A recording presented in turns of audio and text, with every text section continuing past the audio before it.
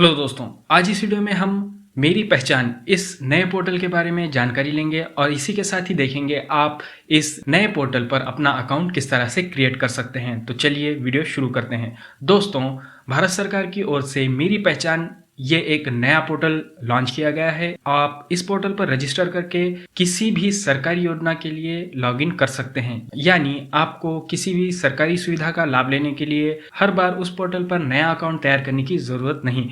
आप सिर्फ एक बार इस मेरी पहचान पोर्टल पर अपना अकाउंट तैयार करके किसी भी सरकारी सुविधा के लिए लॉगिन कर सकते हैं। यानी अगर आपको किसी सरकारी वेबसाइट से कोई काम है और आपको वहां पर लॉगिन करना है तो आपको बार बार सरकारी पोर्टल पर लॉगिन करने की जरूरत नहीं है। आप सिर्फ एक बार इस मेरी पहचान पोर्टल पर अकाउंट बनाकर वही अकाउंट किसी भी सरकारी पोर्टल पर यूज कर सकते हैं। तो चलिए देखते हैं आप इस नए पोर्टल पर अकाउंट किस तरह से क्रिएट कर सकते हैं। इसके लिए आपको सबसे पहले मेरी पहचान .gov.in इस वेबसाइट पर आ जाना होगा। यहाँ पर आपको एक NSSO ID तैयार करनी होगी। NSSO ID यानी नेशनल सिंगल साइन ऑन। यहाँ पर आपको बहुत से ऑप्शंस दिए गए हैं। इस नए पोर्टल के जरिए आपको यहाँ पर अपना नया अकाउंट तैयार करने के लिए आपको सबसे पहले ऊपर दिए हुए लॉगिन बटन पर क्लिक करना होगा। लॉगिन बटन पर क्लिक करने के बाद यहाँ पर लॉगिन टू मेरी पहचान इस तरह का एक नया पेज ओपन होगा। यहाँ पर आपको login with DigiLocker, login with e Pramaan, login with जन परिचय इस तरह से ऑप्शन दिखाई देंगे। अगर आप नया अकाउंट तैयार करना चाहते हैं तो यहाँ पर रजिस्टर नाउ इस बटन पर क्लिक करना होगा। इस बटन पर क्लिक करने के बाद अब एक नया पेज ओपन होगा। यहाँ पर आपको सबसे पहले आपका मोबाइल नंबर डालने के लिए कहा जाएगा। यहाँ पर अपना मोबाइल नंबर डालने के बाद जनरेट OTP इस बटन पर क्लिक करें। इस बटन पर क्लिक करने के बाद अब आपके मोबाइल पर एक OTP आएगी। उस OTP को यहाँ दिए हुए बॉक्स में फिल कर दीजिए। उसके बाद वेरीफाई इस बटन पर क्लिक करें। इस बटन पर क्लिक करने के बाद अब नीचे अब आपको आपका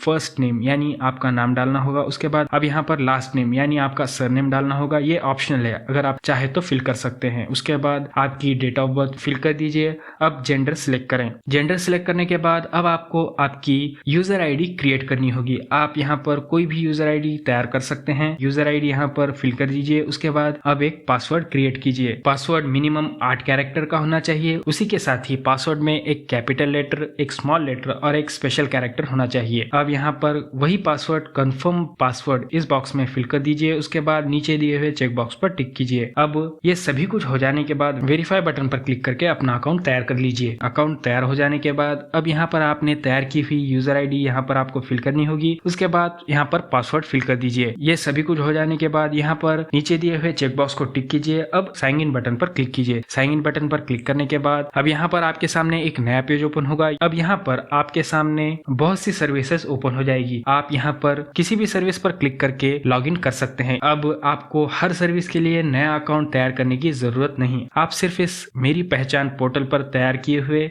यूजर ID से हर सर्विस के लिए लॉगिन कर सकते हैं। दोस्तों, इस वीडियो में दी हुई इन्फॉर्मेशन आपको अच्छी लगी हो तो इस वीडियो को लाइक करें, शेयर करें और साथ ही चैनल को सब्सक्राइब करना ना भूलें। Thank you.